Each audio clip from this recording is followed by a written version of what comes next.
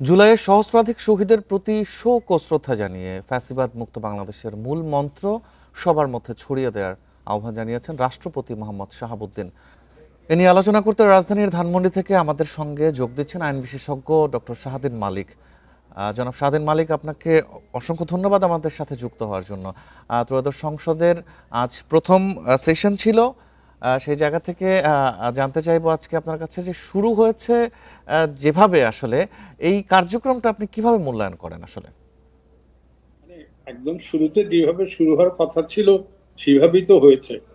আর প্রধানমন্ত্রী তারেক রহমান বক্তব্য দিয়েছেন, তারপরে ওই স্পিকার নির্বাচনের জন্য বিকাশ পেমেন্টে 10,000 টাকার বেশি অফার।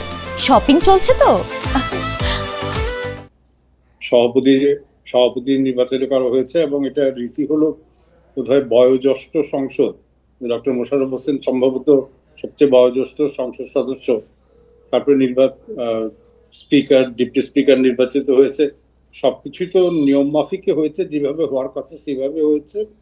তবে রাষ্ট্রপতির টেলিভিশনে দেখলাম যে রাষ্ট্রপতির ভাষণের আগে আপনারা যে শব্দটা ব্যবহার করেছেন, হট্টগোল হয়েছে এবং কোথায় কিছু প্ল্যাকার্ডও দেখানো হয়েছে। ওইটা আমার কাছে একটু অশোভন মনে হয়েছে। মানে আমরা প্ল্যাকার্ড নিয়ে প্রেস ক্লাবের সামনে দাঁড়াই অথবা শাহবাগের সামনে দাঁড়াই, হট্টগোল করি, কিন্তু সংসদ তো আর প্রেস ক্লাবের ওই রাস্তা বা শাহবাগ না। অতএব এখানে বোধহয় এটা না করলেই ভালো হতো। ওরা ওয়াকআউট করেছেন, এটা তাদের সাংবিধানিক অধিকার, এটা প্রচলিত সংসদীয় নীতির মধ্যে পড়ে। পছন্দ না হলে ওয়াকআউট করবেন, তবে প্রতিবাদ হট্টগোল জানানোর তো আসলে অন্য কোনো কার্যকরী রীতি আছে কিনা, বা অন্য কিভাবে করা যেত আসলে? না, ওই তো যেটা ওয়াকআউট করেছেন, তাই তো। ওয়াকআউট করাতে হবে প্রতিবাদের মানে সর্বোত্তম মানে সর্বশেষ পদক্ষেপ।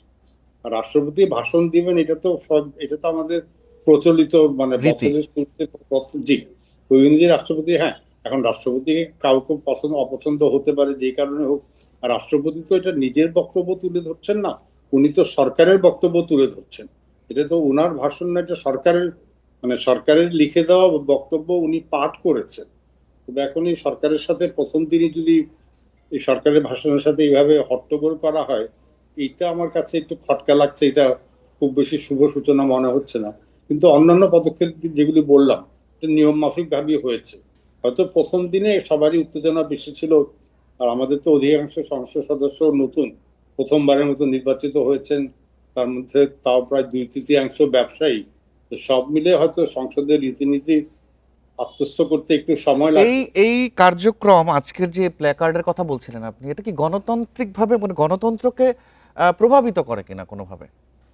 না, প্ল্যাকার্ডের কথা বলছি যে অন্যান্য মানে ধরেন ব্রিটিশ পার্লামেন্ট বা আমেরিকান কংগ্রেসে কিছু তো টেলিভিশনে হলেও দেখেছি। ওখানে তো কখনো প্ল্যাকার্ড নিয়ে বিরোধিতা করতে দেখি নাই। এখন আমাদের যেটা বললাম, প্ল্যাকার্ড নিয়ে দাঁড়ানো তো এটা সংসদের জন্য খুব বেশি মানানসই হয়েছে বলে আমার মনে মানানসই হয়। নয়। রাষ্ট্রপতির বক্তব্য নিশ্চয়ই আপনি শুনেছেন, আমরা শুনেছি সবাই। রাষ্ট্রপতির বক্তব্যকে আপনি কিভাবে দেখছেন, বা মূল্যায়ন করবেন কিভাবে? রাষ্ট্রপতি তো ওই সরকারের বিভিন্ন গত কয়েকদিনের কার্যক্রম, আগামীর কার্যক্রমের কথা বলেছেন। এটা সরকারের পরিকল্পনায় উনি তুলে ধরেছেন। তো এই কথাগুলি তো বিএনপি নির্বাচনের সময় থেকেই বলে আসছে। এখন কতটা পারবে পারবে না সেটা তো সময়ের ব্যাপার। এই প্রথম দিনে তো এই ব্যাপারে মন্তব্য করা বা সরকারের 3-4 সপ্তাহ হলো। এখন কিন্তু এটলিস্ট সরকারের যে ভালো কাজ করার সদিচ্ছা আছে সেটার প্রকাশ ভালোই লেগেছে। আর কতটা প্রাণবন্ত হতে পারে আগামীর সংসদ, এটা আপনি কিভাবে দেখছেন? আহ সংসদ সম্পর্কে যেটা বললাম, যে এক হলো যে বেশিরভাগ সংসদ সদস্যই প্রথম, আর দ্বিতীয় হলো বেশিরভাগই ব্যবসায়ী। তখন আমি ঠিক মানে এটা বিদেশে অন্যান্য দেশে আহ, মানে সংসদে অধিকাংশ সদস্য ব্যবসায়ী থাকেন, যাদের আইন প্রণয়নের কোনো অভিজ্ঞতা নাই। এবং এটা তো ধরেন এফবিসিসিআই না বা চেম্বারের একটা ইয়ে না, তো ব্যবসায়ীরা কম থাকলে বোধহয় ভালো হতো। তাও ঠিক আছে, সবার নিশ্চয়ই উৎসাহ আছে, সবাই জেনে নিবেন, দেখে নিবেন, পড়ে নিবেন, বুঝে নিবেন, হয়তো তাহলে প্রাণবন্ত হবে।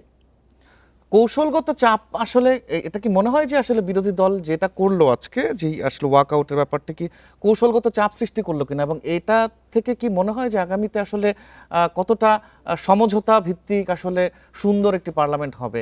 এই যদি শেষ কথা যদি একটু বলেন আসলে। না, সমঝোতা তো মানে সমঝোতা ভিত্তিক আমি আশা করি না, কারণ ভিন্ন রাজনৈতিক দলের আদর্শ ভিন্ন থাকে, মত ভিন্ন থাকে, বা কার্য পরিকল্পনাও ভিন্ন থাকে। অতএব এখানে যে খুব মানে এই জন্যই তো সরকারি দল, বিরোধী দল বা স্বতন্ত্র দল, তাদের ভিন্ন ভিন্ন অবস্থান আছে বলেই তো তারা ভিন্ন। অতএব কিছু তো বাকবিতণ্ডা হবেই, তর্ক বিতর্ক হবে, তবে এটা যাতে কাদা ছোড়াছুড়ি না হয়, যুক্তি দিয়ে কথা বলা হয় এবং অপরের সম্মান রেখে কথা বলা হয়, তাহলে অবশ্যই সম্মানের সাথে আসলে সংসদ সুন্দর একটি প্রাণবন্ত হবে বলে আপনি আশা করছেন। জি, ধন্যবাদ ডক্টর শাহদ্বীন মালিক আমাদের সাথে যুক্ত হওয়ার জন্য আপনাকে। ত্রয়োদশ সংসদের প্রথম দিনেই রাষ্ট্রপতির ভাষণ ঘিরে প্রতিবাদ জানিয়ে ওয়াকআউট করেছেন জামায়াত জোটের সংসদ সদস্যরা। রাষ্ট্রপতি মোহাম্মদ শাহাবুদ্দিনের অধিবেশন কক্ষে প্রবেশের সাথে সাথেই জামায়াত জোটের এমপিরা আসন ছেড়ে দাঁড়িয়ে প্রতিবাদ জানান। এর আগে স্পিকার মেজর হাফিজউদ্দিন আহমদকে সংসদে ইনসাফ প্রতিষ্ঠার আহ্বান জানান বিরোধী দলীয় নেতা ডাক্তার শফিকুর রহমান।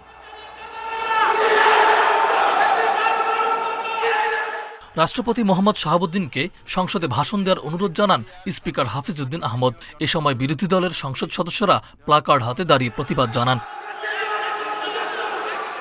রাষ্ট্রপতি এর মধ্যেই সংসদের অধিবেশনে ঢোকেন, বসেন স্পিকারের পাশে। সংসদে হইচই করতে থাকেন বিরোধী দলের জামায়াতের সংসদ সদস্যরা।